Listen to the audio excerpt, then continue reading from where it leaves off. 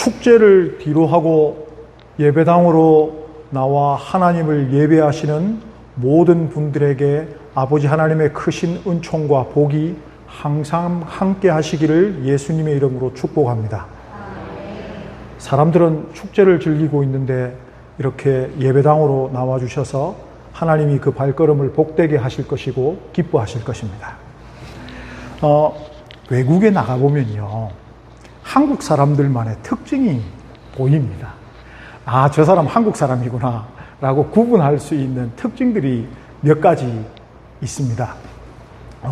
특히 아주머니들은요, 선캣 모자를 쓰시고 짙은 선글라스를 끼시고 팔토시를 하고 계십니다. 그리고 아저씨들은요, 등산복을 입고 계십니다.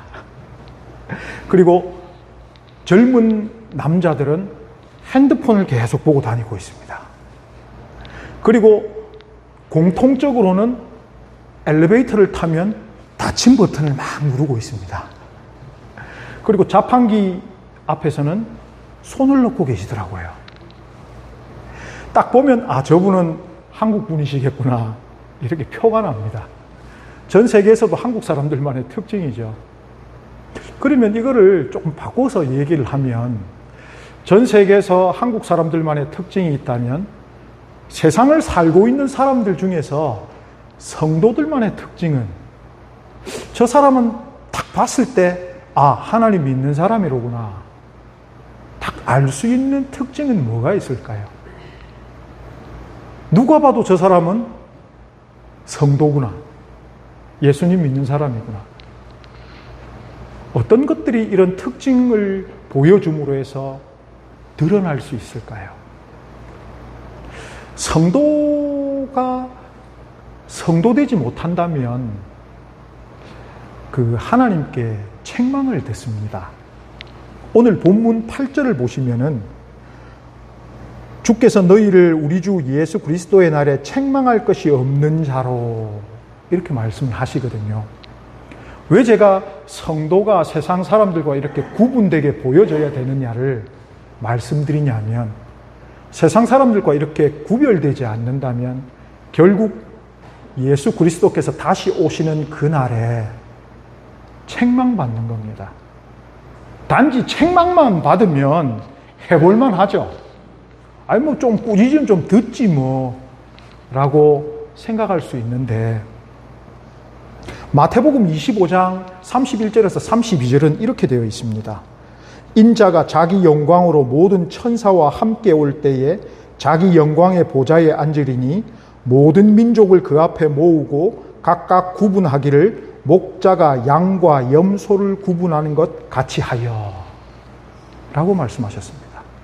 그냥 꾸짖고 책망하는 것이 아니라 거기서 구분하시겠다라는 겁니다. 너는 성도, 너는 주여 주여 했지만 비성도, 구분이 되는 것이죠. 양과 염소를 구분해서 자는 곳이 다릅니다.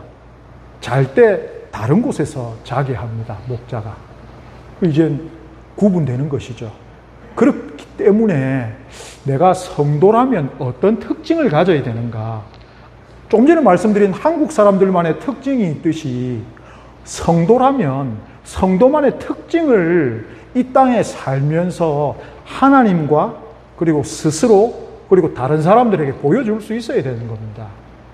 그러면 성도가 뭘까? 성도의 정체성은 무엇이고 성도는 어떤 특징들을 보여줘야 하는지를 오늘 본문을 통해서 한번 묵상해 보자는 것입니다. 고린도전서는 다 아시다시피 바울 사도가 고린도 교회에 편지를 쓴 것입니다. 편지를 쓰면서 교회 성도들한테 당부의 글을 보낸 것이죠. 그러면서 성도가 어떤 사람들이냐를 오늘 분명히 밝히고 있습니다.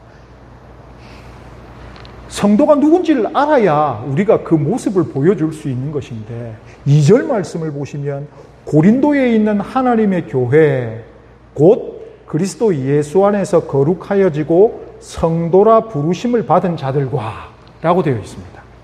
그러면 성도의 정체성을 제일 먼저 나타나고 있는 게 뭐냐면 하나님의 교회라는 것입니다. 성도는 무엇이냐라고 했을 때 하나님의 교회다라고 지금 규정 짓고 있는 것입니다. 사람이 본인이 생각하고 본인이 배우고 본인이 교육받은 대로 정의 내리는 게 있습니다. 아, 교회는 무엇이다. 이렇게 스스로가 정의 내리는 게 있거든요. 그런데 성경에서 이미 정의 내려놓은 게 있습니다. 그러면 어떤 것을 따라가야 할까요? 성경에서 정의 내린 것이 있고 내가 정의 내린 것이 있다면 먼저 그의 나라와 그의 의를 구하라 라는 말씀은 성경에 있는 말씀이 우선적인 것이고 가장 가치 있는 것이다. 그것을 따라가야 한다라는 것을 우리가 알고 있죠. 그러면 정체성이라는 것은 내가 어떤 목적을 가지고 있고 무엇을 추구하면서 사는가에 따라서 그 정체성이 나옵니다. 그러면 교회다. 인간이 교회다라고 했을 때 사람을 하나님께서 만드신 분명한 목적이 있습니다. 그게 이제 인간의 정체성이죠. 에베소서 2장 10절 우리는 그가 만드신 바라 그리스도 예수 안에서 선한 일을 위하여 지으심을 받은 자니 이 일은 하나님이 전에 예비하사 우리로 그 가운데서 행하게 하려 하심이라 라고 되어 있습니다. 그러니까 사람을 만드신 목적은 예수 그리스도 안에서 선한 일을 하기 위해서 만드셨다라는 분명한 인간의 정체성과 목적이 있습니다. 그러면 이런 목적에 따라서 무엇을 추구하면서 살아야 하는가? 그리스도 예수 안에서 거룩하여지고 옵니다. 우리의 정체성이 뭐냐? 우리의 목적은 그리스도 예수 안에서 선한 일을 하는 것이고 무엇을 추구하면서 살아야 하는가? 거룩함을 추구해야 된다는 것입니다. 왜냐하면 하나님의 형상대로 인간을 만드시면서 우리에게 주셨던 명령이 무엇이냐면 내가 거룩하니 너희도 거룩하라 하셨기 때문입니다. 그렇기 때문에 우리는 거룩해져야 되는 것을 인생에 있어서 추구하면서 살아야 합니다. 어떻게 하면 거룩해질 수 있을까? 우리가 교회로서 거룩해져야 되는데 어떻게 하면 거룩해질 수 있을까? 이것 또한 성경에서 이미 정의 내려놓으신 겁니다. 우리가 우리 뜻대로 거룩해지고 우리의 방식대로 거룩해지는 것이 아니라 디모데전서 4장 5절에 보면 하나님의 말씀과 기도로 거룩하여짐이라. 아멘. 이미 정의 내려져 있는 겁니다. 우리가 다른 방법으로 거룩해질 수 있는 것이 아닙니다. 하나님의 말씀과 기도가 있는 곳이 어디일까요? 질문. 예, 교회입니다. 하나님의 말씀과 기도가 언제나 상주하는 곳, 교회죠. 그러니까 지금 바울 사도가 성도를 뭐라고 부르고 있다고요? 교회라고 부르고 있는 겁니다. 그러면 우리 각 성도들은 성전으로서 무엇이 있어야 된다고요? 하나님의 말씀과 기도가 있어야 되는 존재라는 것입니다. 그런데 이것은 우리가 하지 않으면 없죠.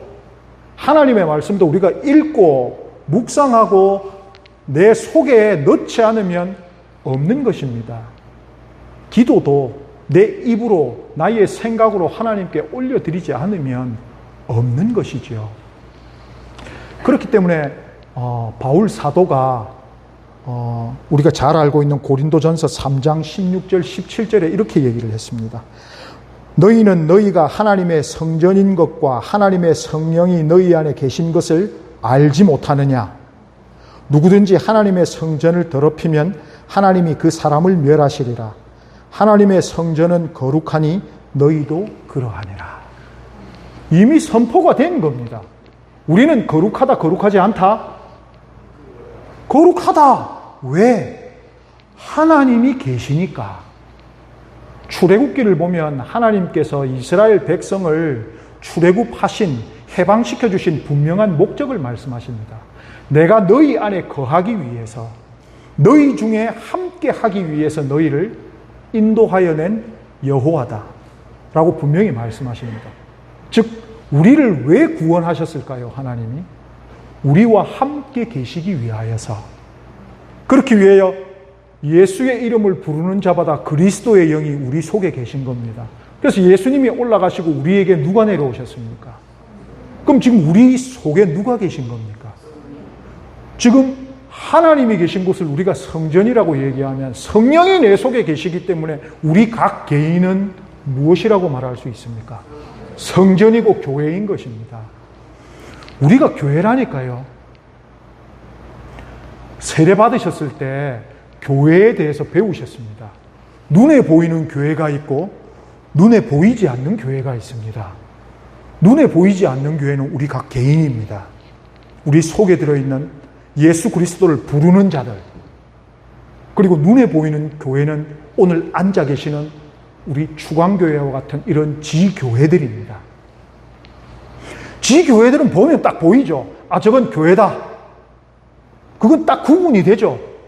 교회다. 근데 우리는 어떻습니까? 집 앞에 교패 붙여놓죠.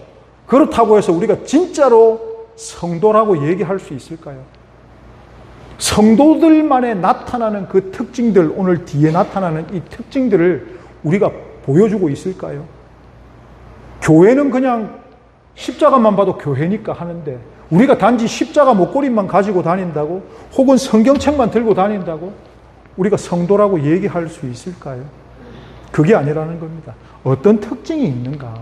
성도들은 무엇을 하나님께 그리고 스스로 그리고 다른 이들에게 보여줘야 되느냐라는 것은 7절 말씀에 보시면 우리 주 그리스도의 나타나심을 기다립니다.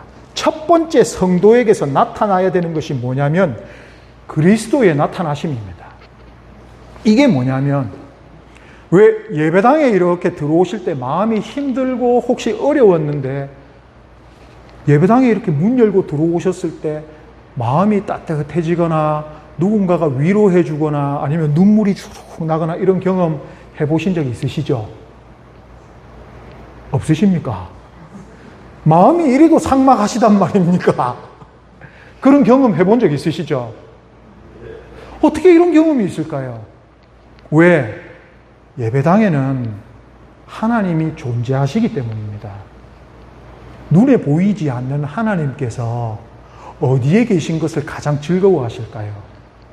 성전입니다. 우리가 밖에서 찬양하는 것보다 예배당 와서 찬양하고 하나님 높여드리는 게 훨씬 더 경우가 많거든요. 그럼 이곳에서 하나님을 찬송하는 게, 그럼 하나님이 제일 기쁘신 게 하나님 찬송 받으시는 건데, 여기 계신 게 하나님이 제일 기쁘신 겁니다. 그러면 문 열고 들어왔을 때 하나님이 계시는 걸 우리가 느끼는 것이죠. 안타깝게도 지난 12년 동안 우리 통합교단 성도님들이 12년 동안 하루에 100명씩 빠졌습니다. 46만 명이 12년 동안 성도수가 줄었다는 얘기입니다. 하루에 100명씩 빠졌다는 얘기입니다. 엄청나죠? 왜 그럴까요? 교회를 떠난 분들에게 왜 교회를 떠나게 됐습니까? 라는 설문조사를 한 적이 있었습니다. 별조사 다 하죠, 그죠? 1등이 뭐였는지 아십니까? 우리는 뭐 교회에서 상처받았겠지, 뭐 교회에서 사람들 간에 이런 일이 있었겠지라고 생각하시겠지만 아닙니다. 교회를 떠난 1등 이유가 뭐냐면 교회에서 하나님을 만나지 못했습니다. 그것이 1등이었습니다. 그러면 교회도 교회답지 못한 것이죠. 교회가 십자가 달고 있고 간판을 달고 있지만 거기에 하나님이 계시지 않고 주 예수 그리스도가 나타나시지 않는다면 그게 무슨 교회겠습니까? 똑같습니다. 우리의 말과 생각과 태도에서 예수 그리스도가 나타나지 않는다면 우리가 무슨 성도고 교회겠습니까? 사람들이 나를 봤을 때 참 예수님 같군요 라고 얘기를 한다면 우리는 인생 일대의 목적과 목표를 달성하신 겁니다. 내가 예수님 닮아가는구나 라는 것이죠. 이게 성도로 무엇으로 구분되는가? 첫 번째입니다. 두 번째는 무엇인가? 3절 말씀을 보면 성도에게는 뭐가 있냐면 하나님 우리 아버지와 주 예수 그리스도로부터의 은혜와 평강이 있습니다. 이게 성도의 특징입니다. 사람이 가난할 수도 있고 넉넉할 수도 있습니다. 그게 성경에 나와 있으니까요. 바울도 나는 풍족하기도 했고 또 가난하기도 했다라고 얘기하듯이.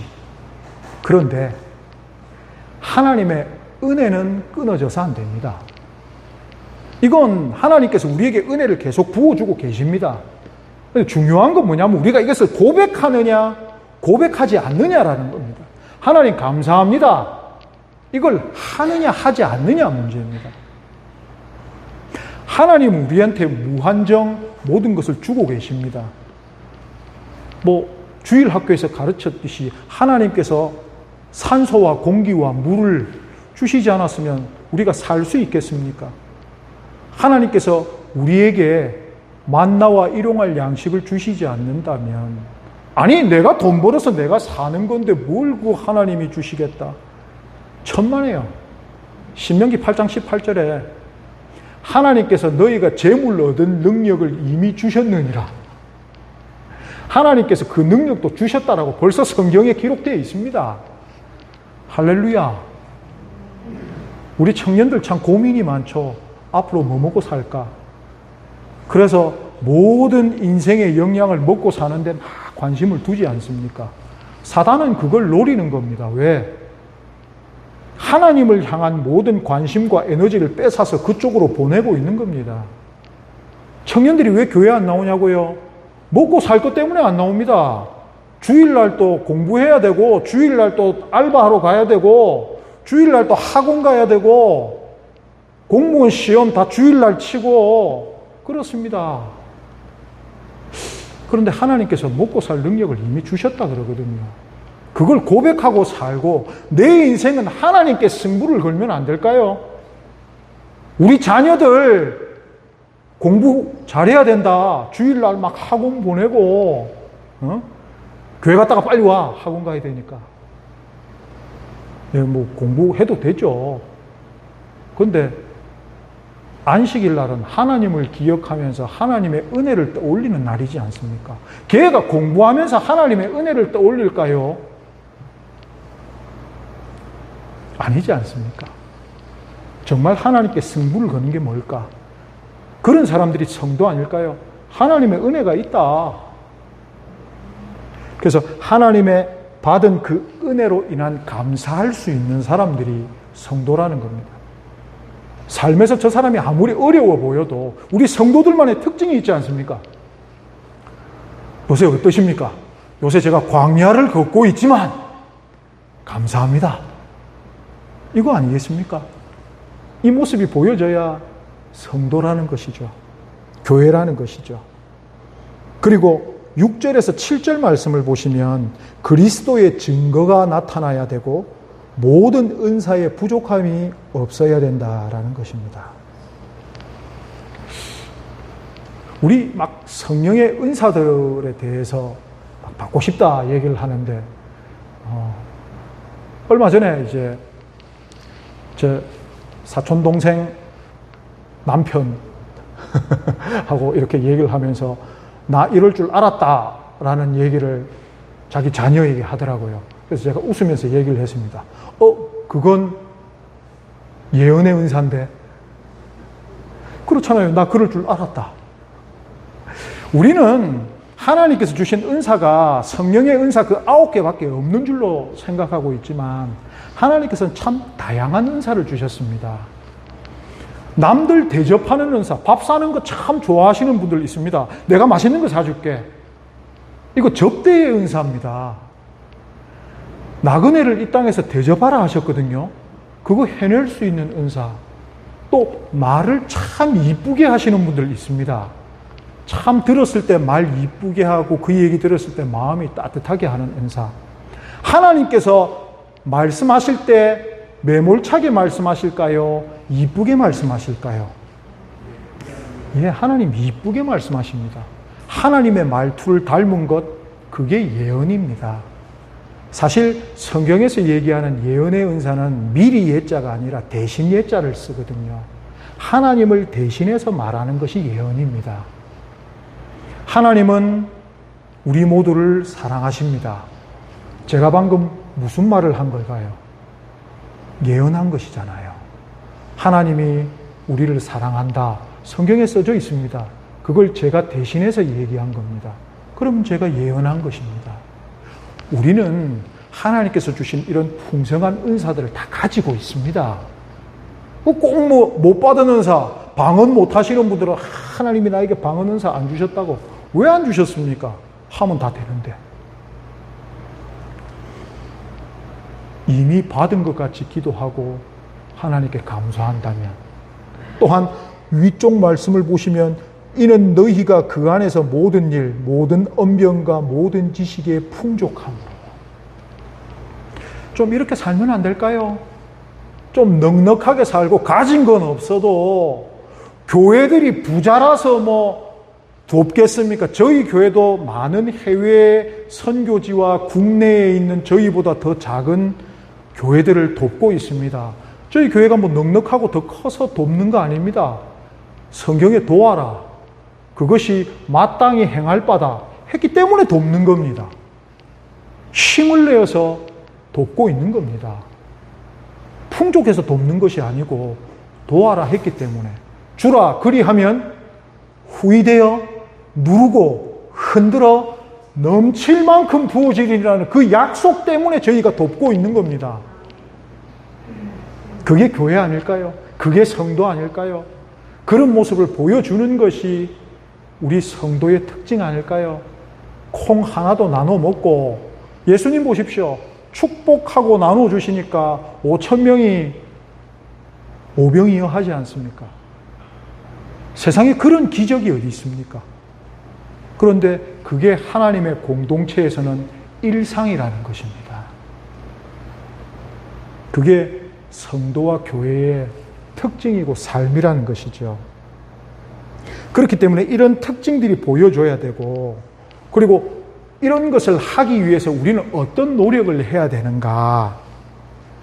10절 말씀을 보시면, 형제들아 내가 우리 주 예수 그리스도의 이름으로 너희를 권하노니 모두가 같은 말을 하고 너희 가운데 분쟁이 없이 같은 마음과 같은 뜻으로 온전히 합하라. 이렇게 하면 앞서 말씀드린 세 가지 특징이 우리가 굳이 보여지지 않더라도, 보여주고 싶다고 막 노력하지 않더라도 나온다라는 것입니다. 금묵자흑이라 그랬습니다.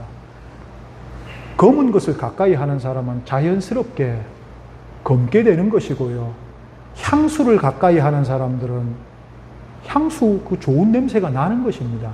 그러면 무엇을 해야 되느냐? 이걸 두 가지로 나눠서 한번 생각을 해보는 겁니다. 보이는 교회, 그리고 보이지 않는 교회. 나의 내면의 교회는요, 어떻게 해야 된다? 그리스도 예수 안에서 거룩하여진다는 것을 깨닫고 말씀과 기도에 전념하는 겁니다. 내가 2022년 하루에 성경 한 장을 읽었다면 2023년에는 한 장 한 절 더 읽어보는 겁니다. 올해 한 번 앉아서 기도 10분 했다면 내년에는 11분 해보는 겁니다. 그만큼 하나님과 교제하는 시간이 늘어나는 거 아닐까요? 9절 말씀에 그리스도 우리 주와 더불어 교제하게 하시는 하나님. 하나님하고 교제하는 시간이 이렇게 늘어나야 되는 거 아닐까요? 그럼 자연스럽게 우리가 꼭 보여주고 싶지 않아도 저절로 교회가 교회다워지고 성도가 성도다워지는 거 아닐까요? 그리고 언변과 지식에 풍족하여져야 됩니다. 하나님을 추구하고 공부하셔야 된다는 겁니다. 하나님을 아는 지식에 멈추시면 안 됩니다. 사람은 늙어가고 힘이 빠질 수 있고 아프고 할 수 있지만 영은 그렇게 해서는 안 됩니다. 영은 하나님의 마지막 그 부르시는 순간까지 영은 더 확장되어야 되고 영은 더 커져야 됩니다. 그게 성도입니다. 파충류는 죽을 때까지 몸이 큰다 그러거든요. 저는 그게 참 부럽습니다. 우리의 영이 그렇게 되고 싶습니다. 하늘 날아가는 그 순간이 가장 풍성한 영을 가진 그 순간. 그렇기 위해서 우리는 말씀과 기도에 전념해야 하는 것이죠. 보이는 교회는 어떻습니까? 우리가 앉아있는 이 교회는 모두가 같은 말을 하고 같은 마음과 같은 뜻으로 온전히 합하라. 예수님의 가르침을 딱 한 절로만 표현하라라고 하면 내가 너희를 사랑한 것 같이 너희도 서로 사랑하라. 요한복음 13장 34절 말씀입니다. 이게 예수님의 가르침입니다. 사랑이라는 것들을 모든 성도님들이 다 정의 내리고 계시겠지만요. 성경에서 예수님이 말한 히브리어로 얘기하는 사랑이라는 그 아하브의 단어의 뜻은 명사로 하면 접착제입니다. 접착제. 그럼 이걸 동사로 얘기하면 뭐냐면 떨어지지 않기 위해 노력하는 상태입니다. 사랑이 뭐라고요? 떨어지지 않기 위해 노력하는 상태입니다. 너희가 서로 사랑하라. 마음에 안 드는 부분이 있죠. 근데 내가 이 말하면 멀어질 것 같아요. 그러면 꾹 참고, 그래서 얘기하지 않습니까? 사랑은 언제나 오래 참고입니다.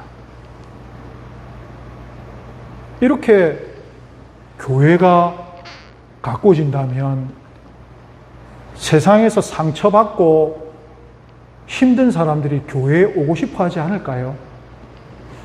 교회에서 그냥 하나님 만날 수 있지 않을까요?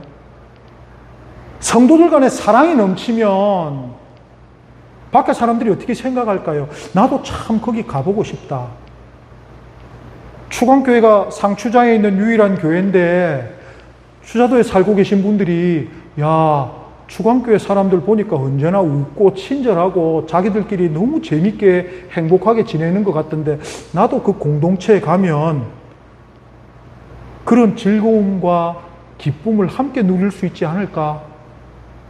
그게 교회 아닐까요? 지금 성경이 우리를 교회라고 정의 내리고 있습니다. 다른 이들이 우리를 봤을 때 야, 나도 당신 보니까 하나님 믿고 싶다 라는 생각을 들게 하는 것. 오늘 제목이 그겁니다. 교회를 세우는 자. 성도가 누구냐? 이런 교회를 내 마음과 그리고 출석하는 교회에 세우는 겁니다. 그럼 하나님께서 기뻐하실 겁니다. 그리고 성도로서 표날 겁니다. 하나님께도 표가 나고 스스로에게도 표가 나고 다른 이들에게도 표가 날 것입니다. 말씀과 기도에 조금 더 힘을 쓰시는 모두가 되시기를 예수님의 이름으로 축복합니다. 성령과 함께 하심을 통하여 하나님께서 주시는 모든 온전한 복과 은사를 받으시고 누리시는 모두가 되시기를 예수님의 이름으로 축복합니다. 본 교회로 다 돌아가셔서 오늘 하나님이 알려주신 모든 것들을 실천하시는 모두가 되시기를 예수님의 이름으로 요청드립니다. 기도하겠습니다.